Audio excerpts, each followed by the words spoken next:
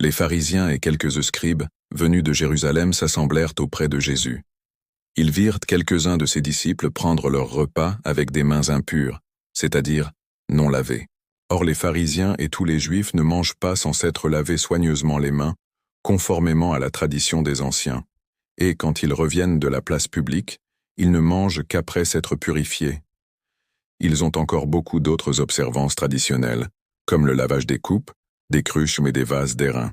Et les pharisiens et les scribes lui demandèrent « Pourquoi tes disciples ne suivent-ils pas la tradition des anciens, mais prennent-ils leur repas avec des mains impures ?»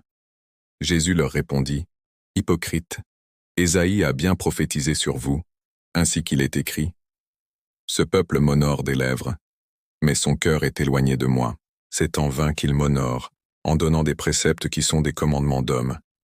Vous abandonnez le commandement de Dieu et vous observez la tradition des hommes. » Il leur dit encore, « Vous anéantissez fort bien le commandement de Dieu pour garder votre tradition. » Car Moïse a dit, « Honore ton père et ta mère. » Et « Celui qui maudira son père ou sa mère sera puni de mort. » Mais vous, vous dites, si un homme dit à son père ou à sa mère, « Ce dont j'aurais pu t'assister est corban, c'est-à-dire une offrande à Dieu », vous ne le laissez plus rien faire pour son père ou pour sa mère, annulant ainsi la parole de Dieu par votre tradition, que vous avez établie, et vous faites beaucoup d'autres choses semblables. Ensuite, ayant de nouveau appelé la foule à lui, il lui dit, « Écoutez-moi tous et comprenez. Il n'est hors de l'homme rien qui, entrant en lui, puisse le souiller, mais ce qui sort de l'homme, c'est ce qui le souille. Si quelqu'un a des oreilles pour entendre, qu'il entende. » Lorsqu'il fut entré dans la maison, loin de la foule, ses disciples l'interrogèrent sur cette parabole. Il leur dit, « Vous aussi êtes-vous donc sans intelligence? Ne comprenez-vous pas que rien de ce qui du dehors entre dans l'homme ne peut le souiller, car cela n'entre pas dans son cœur, mais dans son ventre, puis s'en va dans les lieux secrets, qui purifient tous les aliments. » Il dit encore, « Ce qui sort de l'homme, c'est ce qui souille l'homme, car c'est du dedans, c'est du cœur des hommes, que sortent les mauvaises pensées, les adultères, les impudicités, les meurtres, les vols, les cupidités, les méchancetés, la fraude, le dérèglement, le regard envieux, la calomnie, l'orgueil, la folie. Toutes ces choses mauvaises sortent du dedans et souillent l'homme. » Jésus, étant parti de là, s'en alla dans le territoire de Tyr et de Sidon. Il entra dans une maison, désirant que personne ne le sût, mais il ne put rester caché. Car une femme, dont la fille était possédée d'un esprit impur, entendit parler de lui et vint se jeter à ses pieds.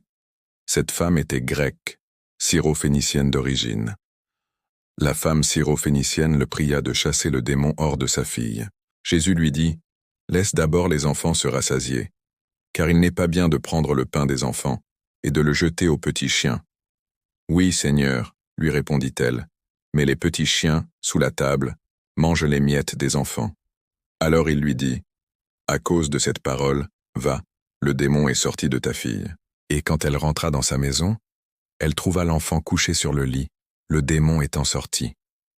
Jésus quitta le territoire de Tyr et revint par Sidon vers la mer de Galilée, en traversant le pays de la Décapole. On lui amena un sourd, qui avait de la difficulté à parler, et on le pria de lui imposer les mains.